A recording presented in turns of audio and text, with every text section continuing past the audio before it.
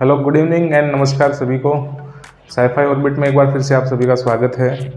आज अपन बायोलॉजी का चैप्टर शुरू करने जा रहे हैं, जैव प्रक्रम, जो कि छठा चैप्टर है। वैसे बायोलॉजी का पहला चैप्टर है। तो इससे पहले अपन ने फिजिक्स के 3 चैप्टर कंप्लीट किए थे, और अगर आपने नहीं देखा है तो उनको प्लेलिस्ट में जाके ज़रूर देखिए। तो चलिए बिना टाइम वेस्ट किए शुरू करते हैं आज की अपनी क्लास।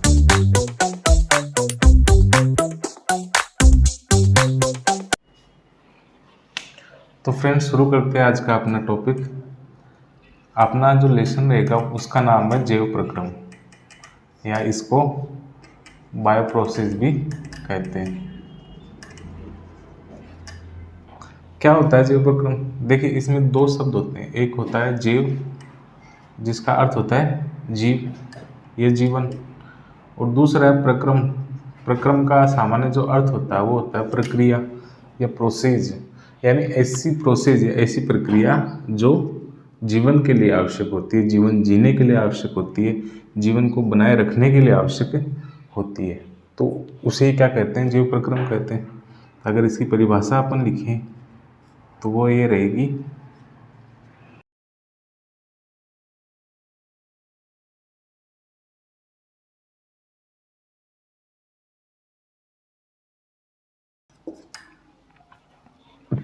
क्या दे रखा है? ऐसी प्रक्रियाएं या ऐसे प्रक्रम जो जीवों में जीवन जीने और अनुरक्षण है। तो अनुरक्षण का मतलब होता है मरम्मत।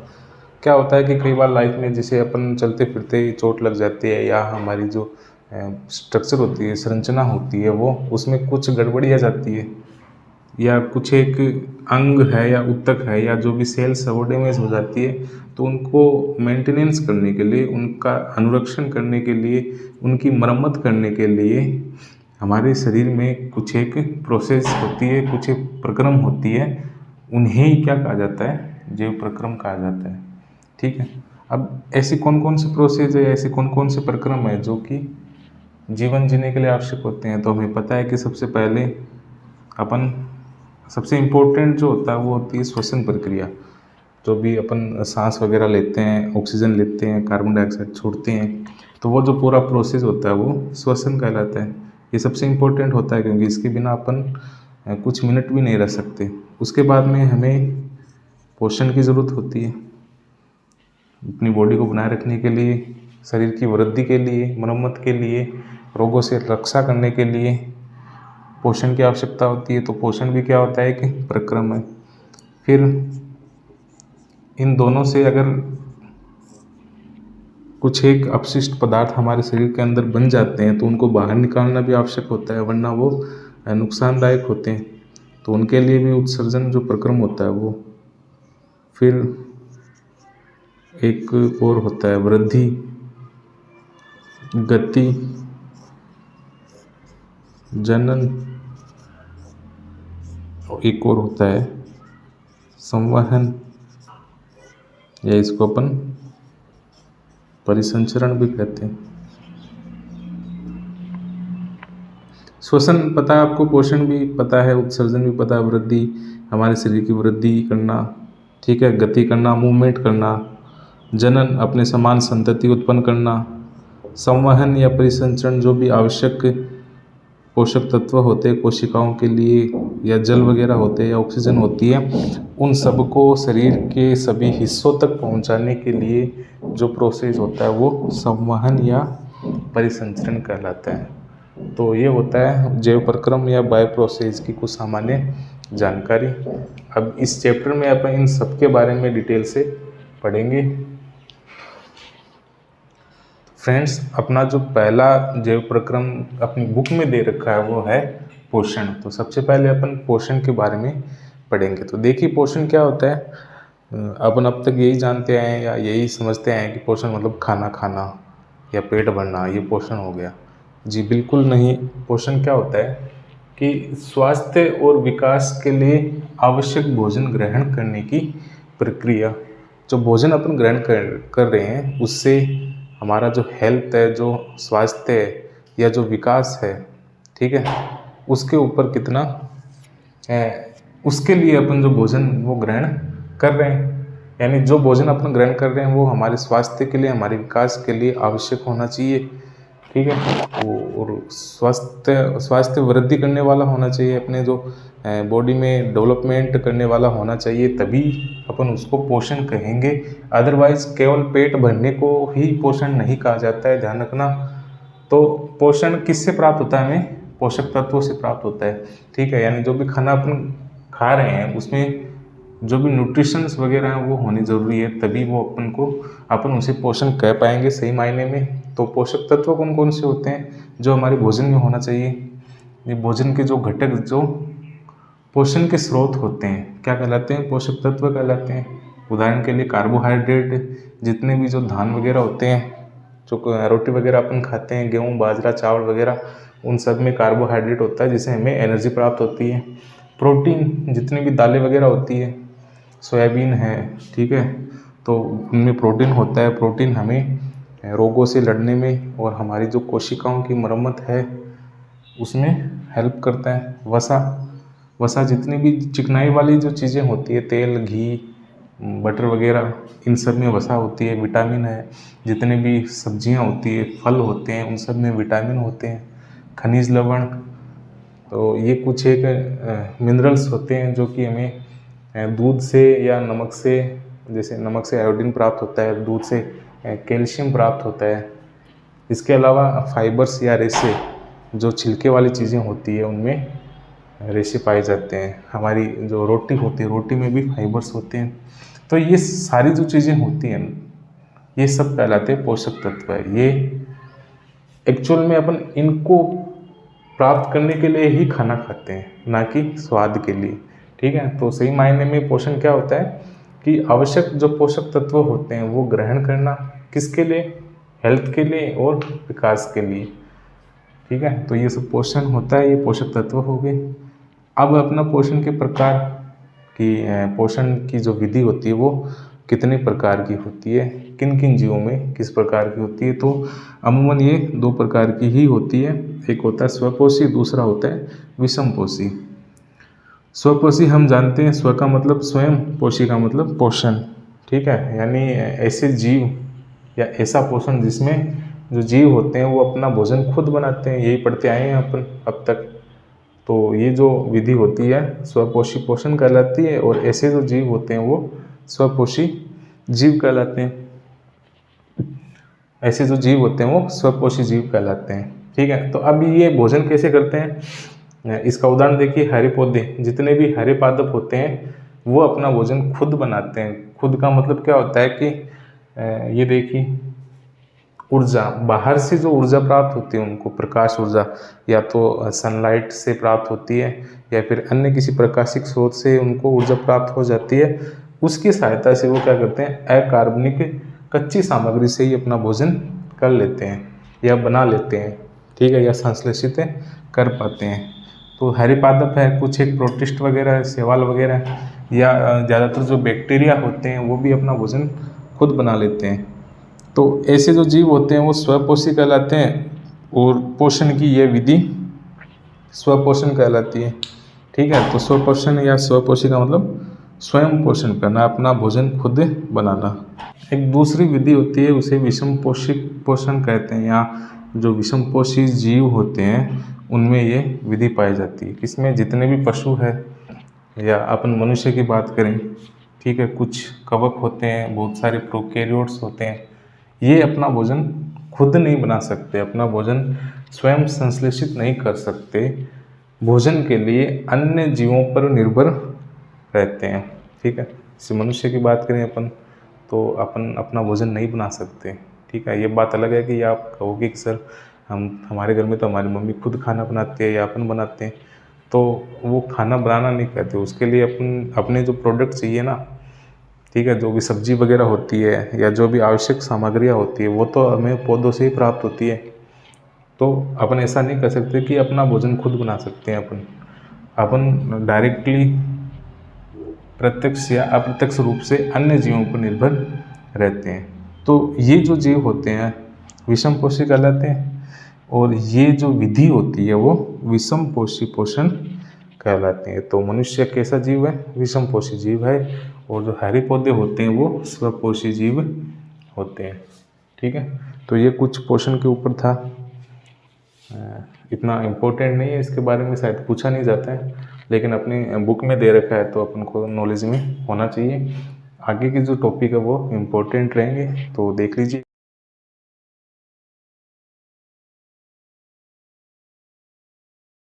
हाँ तो फ्रेंड्स, अब जो हमारा टॉपिक रहने वाला है वो है पादपों में पोषण।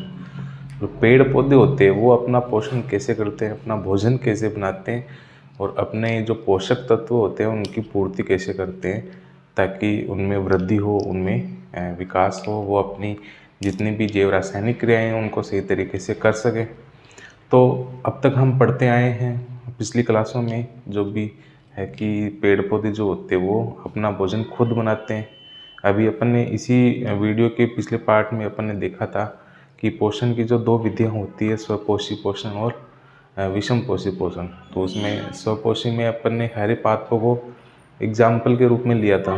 तो एक चीज़ तो अपन ने वहाँ से देख ली थी कि पेड़ पौधों में स्वपोषी पोषण पाया जाता है, और दूसरी बात ये कि हम ये जानते भी हैं, पढ़ते भी आए हैं कि प्रकाश संश्लेषण नामक एक विधि होती है जिससे पेड़ पौधे अपना भोजन प्राप्त करते हैं। तो इनसे अपन कुछ एक बातें लिख सकते हैं यहाँ पे कि पादपों में पोषण कैसे होता है। तो एक चीज़ तो ये कि इनमें पोषण कैसा पाया जाता है, स्वपोषी पोषण होता है। इसका मतलब ये अपना भोजन खुद बनाते हैं। जो माध्यम होता है वो प्रकाश संश्लेषण विधि होता है, पढ़ते भी है, अपन को पता भी है, या इसको अपन फोटोसिंथेसिस भी कह सकते हैं अंग्रेजी में। कहने का मतलब क्या होता है कि पौधे प्रकाश संश्लेषण विधि के द्वारा ही अपना भोजन ग्रहण करते हैं। अब इस विधि में होता क्या है, अच्छा एक चीज़ और, वो अपन इसके बारे में पूरा डिटेल से पढ़ेंगे क्या होता है। इस विधि के द्वारा जब पौधे अपना भोजन ग्रहण कर लेते हैं, एनर्जी प्राप्त कर लेते हैं, तो कुछ एनर्जी यानी उस ऊर्जा का कुछ भाग जो होता है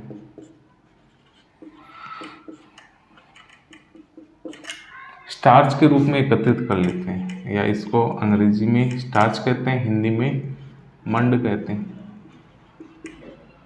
स्टार्च के रूप में संचित कर देते हैं।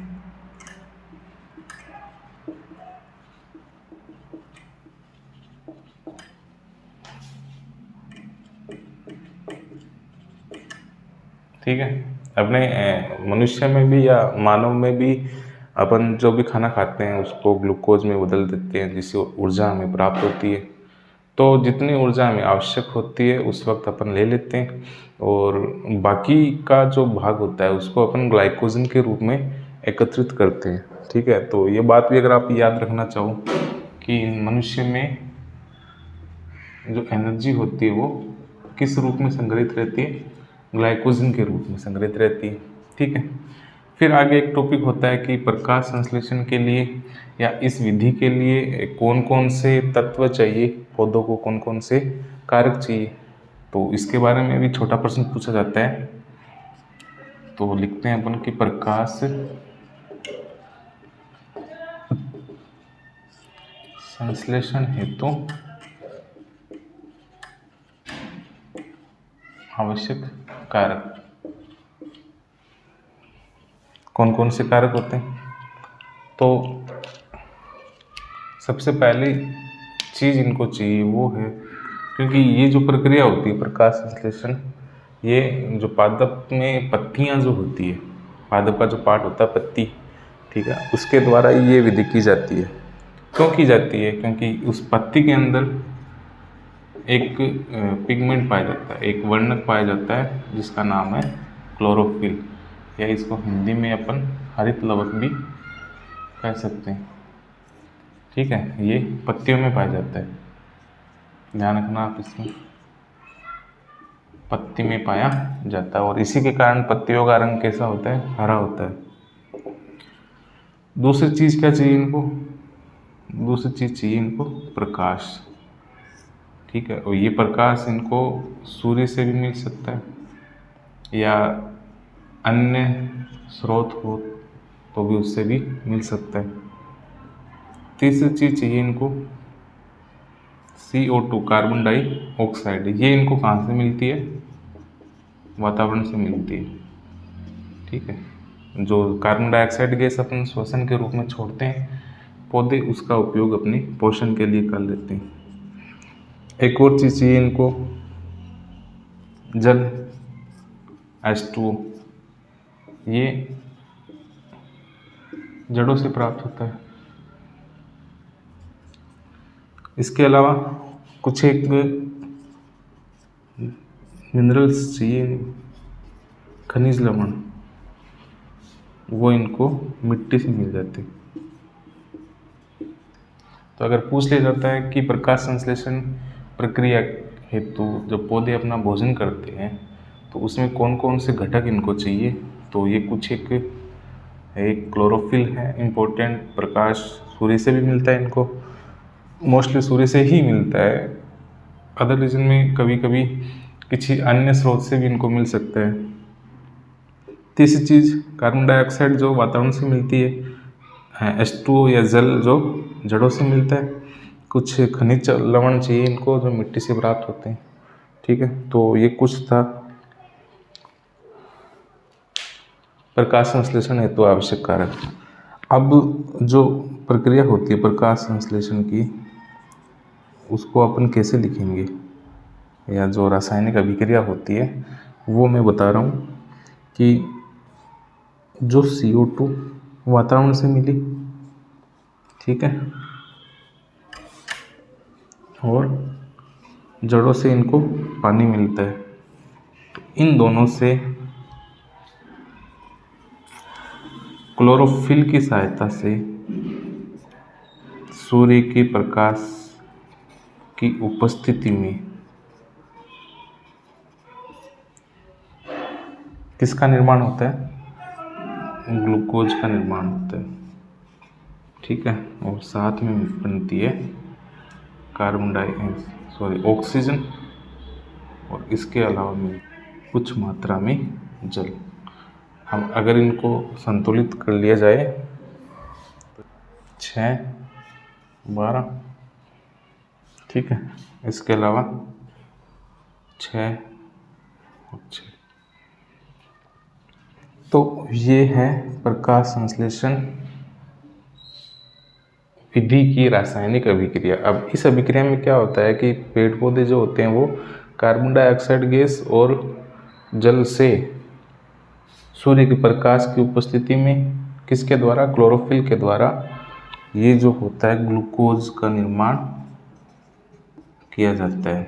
और इसी का उपयोग, ये कार्बोहाइड्रेट होता है, इसी का उपयोग वो अपने पोषण के लिए करते हैं। और साथ में बनती है ऑक्सीजन, और इस ऑक्सीजन का उपयोग सजीवों द्वारा श्वसन के रूप में किया जाता है। कुछ मात्रा में जल भी बनता है। तो अब तक अगर आपको इस रिलेशन में से अपने पिछली टॉपिक्स जो पढ़े थे वो समझ में नहीं आए हैं तो कोई दिक्कत नहीं, यहाँ से अपना इम्पोर्टेंट पार्ट शुरू होता है, इम्पोर्टेंट टॉपिक शुरू होते हैं। इसके बारे में ज़रूर क्वेश्चन पूछा जाता है कि प्रकाश संश्लेषण क्रिया क्या होती है, या इसमें कौन कौन से घटक आवश्यक होते हैं, या इसकी जो अभिक्रिया होती है इसके बारे में पूछा जाता है। ठीक है, तो आप इसको उतार लीजिए, फिर अपन डिटेल से प्रकाश संश्लेषण में कौन कौन सी घटनाएं होती हैं वो पढ़ेंगे।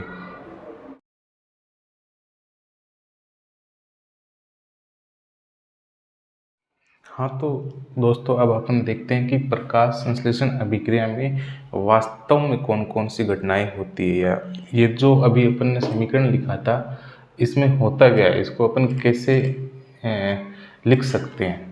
तो टॉपिक अपना ये रहेगा कि प्रकाश संश्लेषण अभिक्रिया में क्या क्या होता है। ठीक है, तो देखते हैं अपन क्या होता है। पहली चीज़, सबसे पहले क्या होता है कि जो पादपों की पत्तियां जो होती है उसके अंदर क्लोरोफिल नामक जो वर्णक पाया जाता है, वो क्या करता है कि सूर्य का जो प्रकाश होता है या अदर जो स्रोत होता है, प्रकाशिक स्रोत होता है, उससे क्या करता है, प्रकाश को अवशोषित करता है। ठीक है, तो पहली चीज़ क्या लिखेंगे अपन, ये काम किसके द्वारा होता है, क्लोरोफिल के द्वारा। क्लोरोफिल के द्वारा क्या किया जाता है, अभी जो प्रकाश ऊर्जा होती है, ठीक है, प्रकाश ऊर्जा का क्या किया जाता है, अवशोषण किया जाता है। तो ये जो घटना होती है, सबसे पहले यही घटना होती है कि क्लोरोफिल जो होता है वो सूर्य से क्या करता है, प्रकाश ऊर्जा को अवशोषित कर लेता है। ठीक है, अब अगला चरण क्या होता है कि ये जो प्रकाश ऊर्जा क्लोरोफिल ने अवशोषित की है उसको कन्वर्ट करता है, रासायनिक ऊर्जा में बदल देता है, रूपांतरित कर देता है। तो दूसरी बात अपन क्या लिखेंगे, प्रकाश ऊर्जा का रासायनिक ऊर्जा में रूपांतरण। देखिए एक्चुअल में जो प्रकाश संश्लेषण अभिक्रिया है या जो प्रक्रिया है वो यही है मुख्य रूप से कि प्रकाश संश्लेषण क्या है, प्रकाश ऊर्जा को रासायनिक ऊर्जा में बदलना। ठीक है, इसके बाद में क्या होता है कि ये जो जल के अणु थे इसका अपघटन होता है। ठीक है, जल या H2O अणु का अपघटन होता है, ये टूट जाता है, किस में टूटता है, हाइड्रोजन में और ऑक्सीजन में। ऑक्सीजन में क्या होता है, अपघटन होता है। ठीक है, तीसरी चीज क्या होती है, क्लोरोफिल हो गया, प्रकाश ऊर्जा हो गई, ठीक है, जल के अणु का अपघटन भी हो गया, अब क्या बचा, CO2। तो जो वातावरण से जो कार्बन डाइऑक्साइड गैस प्राप्त होती है पेड़ पौधों को, कार्बन डाइऑक्साइड CO2, अब इसका क्या हो रहा है, देखिए इसका ग्लूकोज में रूपांतरण हो रहा है। तो ये अपन नहीं लिखेंगे कि CO2 का ग्लूकोज में बदलना। अब इसको अपन कैसे लिखते हैं केमिस्ट्री की भाषा में, देखिए CO2 में कार्बन और ऑक्सीजन है, यहाँ पे कार्बन और ऑक्सीजन के साथ में क्या है, हाइड्रोजन है। तो हाइड्रोजन जुड़ रही है यहाँ पे। और केमिस्ट्री की लैंग्वेज में जब किसी भी एलिमेंट्स में या किसी भी अणु में हाइड्रोजन जुड़ती है तो उसको अपन क्या करते हैं, क्या कहते हैं, अपचयन अभिक्रिया कहते हैं, याद होगा आपको। तो क्या होगा, कार्बन डाइऑक्साइड गैस का किसमें, इसको अपन कार्बोहाइड्रेट बोलते हैं, कार्बोहाइड्रेट में क्या होता है, इसका अपचयन होता है। ठीक है, CO2 का अपचयन होता है, किस में होता है, कार्बोहाइड्रेट के रूप में होता है। ठीक है, अपचयन समझ रहे हो ना आप, कि जब किसी भी पदार्थ में हाइड्रोजन जब जुड़ती है तो उसको अपचयन कहते हैं। एक चीज़ होती है ऑक्सीकरण, उसमें जब ऑक्सीजन जुड़ता है तो ऑक्सीकरण कहते हैं, लेकिन यहाँ पे क्या हो रहा है, अपचयन हो रहा है, रिडक्शन हो रहा है। तो ये था प्रकाश संश्लेषण अभिक्रिया में कौन कौन से घटनाएं होती है और ये इसकी समीकरण होगी। तो ये इम्पोर्टेंट चीज़ है, आपको याद रखना है, कुछ नहीं करना है, बस स्टेप बाय स्टेप आपको ध्यान होना चाहिए कि प्रकाश संश्लेषण अभिक्रिया में क्या होता है। सबसे पहले सूर्य का जो प्रकाश होता है उसको अब्जॉर्ब किया जाता है क्लोरोफिल के द्वारा, फिर उसको प्रकाश ऊर्जा को रासायनिक ऊर्जा में बदला जाता है, और साथ ही जो जल के अणु होते हैं उसका अपघटन होता है, किस में होता है, हाइड्रोजन में और ऑक्सीजन में। फिर तीसरी चीज़ है जो कार्बन डाइऑक्साइड गैस वातावरण से पेड़ पौधों को प्राप्त होती है उसका अपचयन होता है, किस रूप में, कार्बोहाइड्रेट के रूप में। ठीक है, तो ये था प्रकाश संश्लेषण। और इसमें कुछ एक बात और भी दे रखी है, जो एक पत्ती होती है, पेड़ की जो पत्ती होती है उसकी अनुप्रस्थ काट के बारे में दे रखा है आपको। यहाँ पे आपको चित्र भी दिखाई दे रहा होगा। तो जब पत्ती के अनुप्रस्थ काट को अपन देखते हैं माइक्रोस्कोप से तो कुछ इस तरीके से अपन को संरचना दिखाई देती है, जिसके अंदर क्लोरोफिल भी दिख रहा होगा आपको।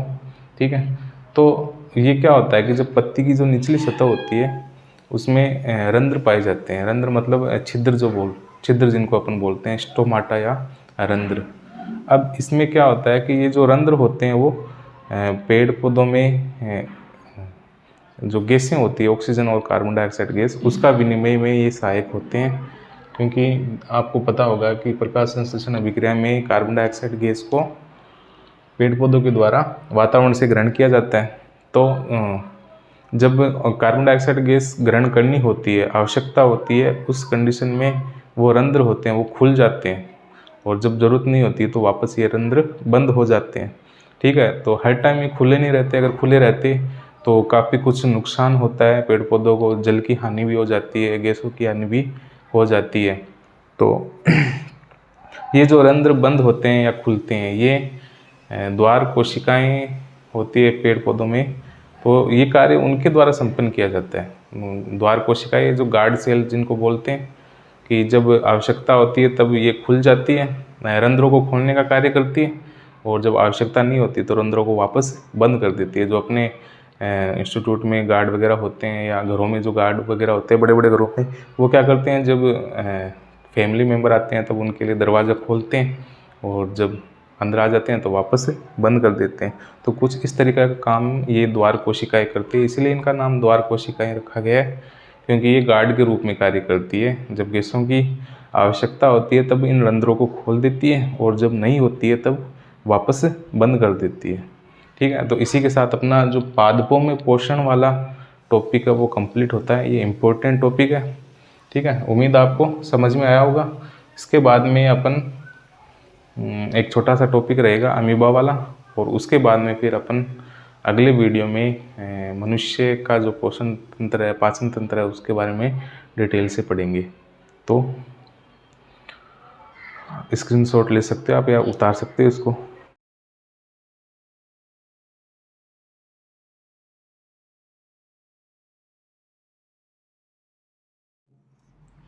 अगला अपना टॉपिक रहेगा अमीबा में पोषण। इम्पोर्टेंट नहीं है लेकिन अपनी किताब में दे रखा है, क्योंकि इससे मुझे नहीं लगता कि कोई क्वेश्चन आने वाले हैं, क्योंकि इस पार्ट में इसके अलावा और भी बहुत सारी इम्पोर्टेंट चीज़ें हैं। तो ये अमीबा होता है इसे करके। ठीक है, क्या है ये? अमीबा है। मैं आपको चित्र से समझा रहा हूँ, इसकी थ्योरी कोई खास नहीं है। ये है एक भोजन का कण।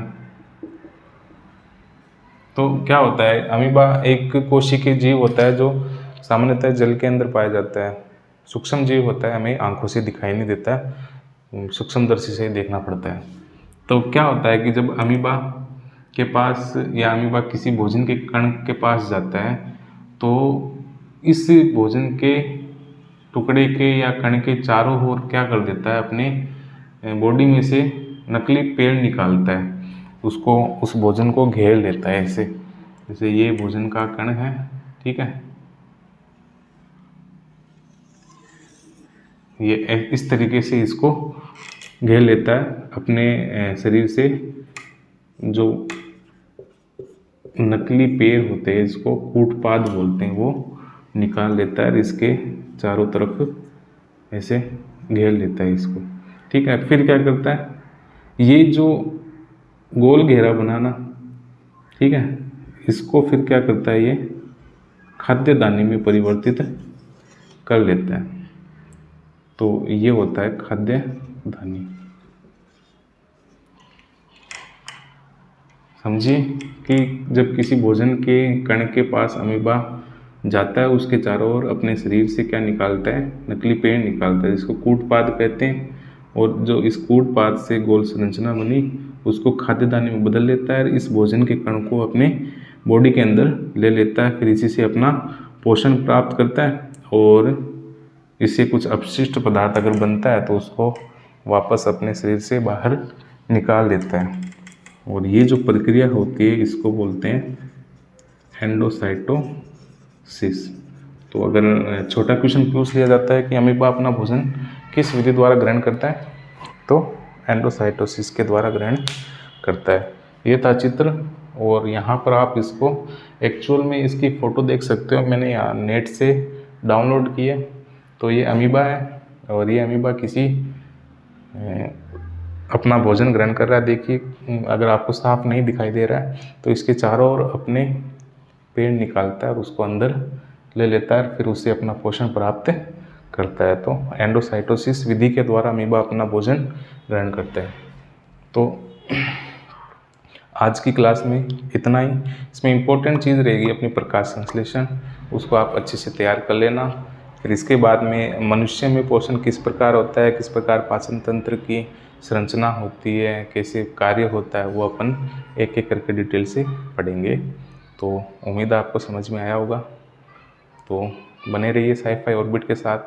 Thank you.